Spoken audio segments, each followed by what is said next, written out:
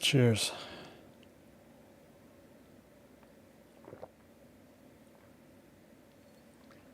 They say if you drink a lot of water and eat well, you'll still die. All right. Allan Aguirre with your Incorruptible 2-minute warning. 2-minute warning. I have my hands. 2-minute warning. We are in 2 Peter chapter 2, verses 1 through 11. All right, so we just entered into this other chapter. We're not going to get through these 11 verses. There's a lot of them.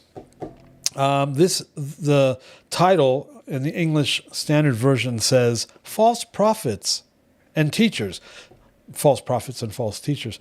Little, not very well-known fact. The term false prophet isn't really found in the Old Testament. All right, but false prophets also arose among the people. Just as there will be false teachers among you who will secretly bring in destructive heresies. I see it all around me. Even denying the master who bought them, Jesus, bringing upon themselves swift destruction. And many will follow their sensuality. And because of them, the way of truth will be blasphemed. It is. When worship leaders that you probably listen to publicly proclaim that they're taking hallucinogenics, mushrooms, psychedelics to get them closer to whatever. Yeah. And in their greed, they will exploit you with false words.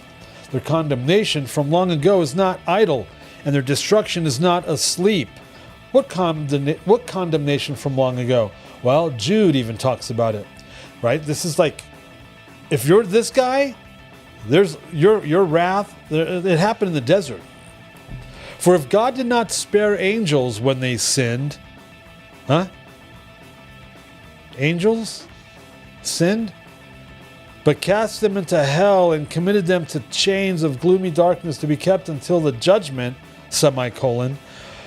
Are we talking about Genesis 6? Oh, heck yeah. We're talking about Genesis 6.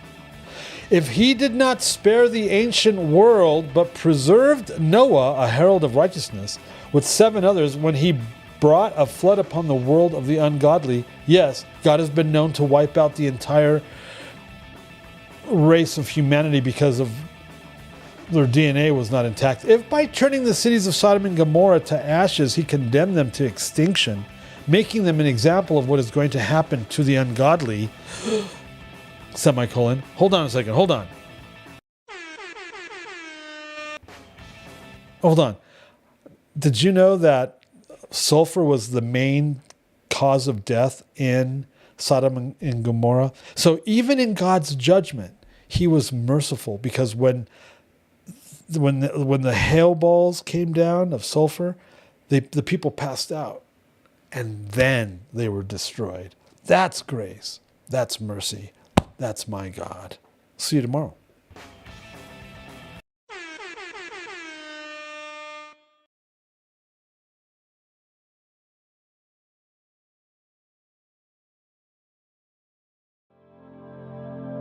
The views and opinions expressed during our broadcasts are solely those of the broadcast producers, hosts, and/or guests, etc., and are not necessarily the views or opinions of the Travelog Network, its sponsors, or affiliates.